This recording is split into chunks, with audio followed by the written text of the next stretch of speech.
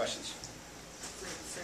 This early in the season, what are you looking for the game-to-game out of your teams? Are different things in different games, or steady kind of? Yeah, I think you're not looking for anything specific other than, trying to make the best decisions on offense you can, and then play as solid a defense as you can.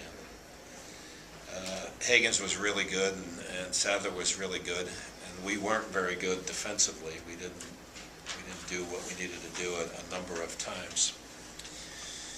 We need to get ourselves into a little bit of rhythm of playing, and then we won't have any more excuses. We'll be playing, now we're playing Wednesday, Saturday, Wednesday, I think. So I won't be in here giving you any more excuses as to what our defensive lapses were like tonight. And we didn't make great decisions all the time on the offensive end, but they shot great. I thought they played well. I thought Monte really had them playing the game that they needed to play to be where they were, and I was impressed with Delaware. Very much, obviously, with Hagens and Sadler, two tough guys. I think they took the challenge, and we're grateful for the win, but know we have to play better. Fran, you've given Will the start every game, but TJ's played more minutes. Why the disparity? Say that again? You've given Will the start at point guard every game, but TJ's got more playing time. Why the disparity? Well, on a game like today, Will got in foul trouble. That's part of the disparity. And I think TJ, at this point, is a little more reliable, and that's it. What have you seen from both of them? What do they both bring? I think they're a good two-headed monster for us at this point. I think they both do different things. Again, TJ's numbers always, like today, he has 3 assists in 1 term. As we go through practices, it's always the same. It's always 3-1 for TJ. And there's a reliability there. And I think Will is starting to get better, starting to understand what his role is. I was on him a little bit. We had a little bit of a cushion in the second half. We go up 14, and we gave up an open jumper to Anderson, which we just cannot do. But he's learning. He's learning every day, and I think they're going to be a good tandem throughout the rest of the year. So I'm impressed with how they're playing off of one another as well. And it's interesting, too, and I appreciate you mentioning that, in that Will made a really nice drive to the basket in the second half. The first guy off the bench to cheer him on is TJ Delaware. He's a superstar human being. So, and it's all about the team for him. And if the roles were reversed, and Will played 29 minutes and TJ played 11, you wouldn't hear one word about it. That's kind of kidding. And does that work itself out for you? Because you've said it doesn't matter to you as much who starts as who finishes, and you also have multiple guys that can bring the ball up the floor for this team.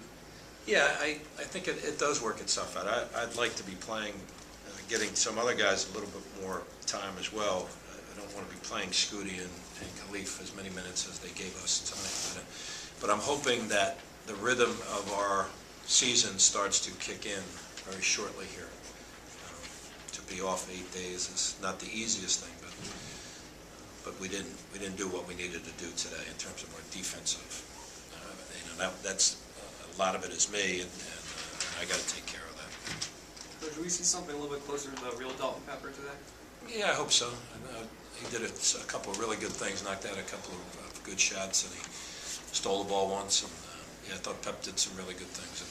And because he's really a talented kid, and he needs to just get the confidence. It's hard doing what he did. I think it's one of the hardest things in all of college sports is to go from being a player and then telling you can transfer, that's okay, but you cannot play next year. It's a hard thing. I mean, you don't feel part of things, and so he's working himself through that, and I thought he gave us some really good minutes today. Same for Jake, he had 13 points. Yeah, Jake did a really good job, and you know what he did? I mentioned it to him after the game too. I thought he did a really good job defensively. I thought he kind of battled Hagens probably better than Anthony did. He blocked a shot. I thought he competed very well today on the defensive end, and then he's a valuable asset because he can step away from the basket and make shots. So, and his minutes will go up as well. He made threes in the first half. Can you talk about how big those were? Yeah, I mean, our three-point shooting today was pretty good. Obviously, we threw up a couple bricks in the second half with 3 for 13, but obviously our first half numbers were terrific. And as a result, I think we're I don't want us to get into that habit, though. It's probably too many threes that we kicked up there today. We did force a couple of three-point jump shots that would rather not have shot. We needed some patience in a couple of other possessions today. In the final 5 minutes, what do you think separated yourself from Delaware?